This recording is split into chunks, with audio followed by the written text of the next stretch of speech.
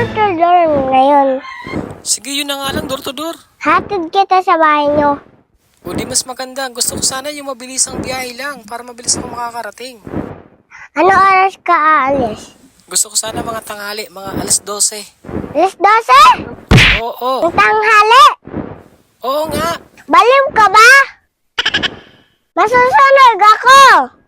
O di sige, mga gabi na lang. Alas 12 ng gabi. O sige, pwede na yan. Basta mabilis ang biyahe. O sige, sige. Ay, wait. Bakit? Ipasundo kita sa mga tao ko. Okay, sige, mamaya na lang. O sige, bye-bye. Hoy! May biyahe kayong mamayang gabi. Apo! Inugbok na. Samalang gasolina. Okay? Galingan nyo. Okay. Tumawag ang presidente. Kailangan niya ng tulong natin. Ngayon din na ipapadala sa ibang bansa. Sino? Sino sa inyo ang magbubulitin? Di pa ako, father. Marami pa akong booking. Ako pa po mamatay. Hindi! Mas lalo hindi ako, father. Kailangan ko mag-live. Ito pa pala. Mapapaperma ako sa'yo. Kailangan ko din ng pahinga. Uterus? Mas lalong hindi ako pwede. Buntis ako, ha?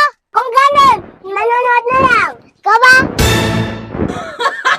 Pagdawag, magpapabuk sana ako sa'yo kasi uwi ako sa mahal na araw. Magkano po yung mga pamasahe nyo para makapag-book na po ako? 1.5 door na yan. Ang mahal-mahal naman ng pamasahe nyo, 1.5. Wala na bang bawas yan? Mura na nga yan eh. O sige, 1,000. Pero, ihuhulog kita sa bubong niyo. 1,000? Ihulog sa bubong? Baka pwede pang bawasan mo pa ng konti. O sige, 500. Pero pag nagutama ka, gagawin kita almusal. Oh, sige, yun na nga lang. 1.5, door to door.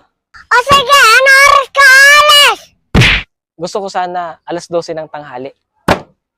Halika dito, halika dito. Hindi ako pwede ng alas 12 ng umaga.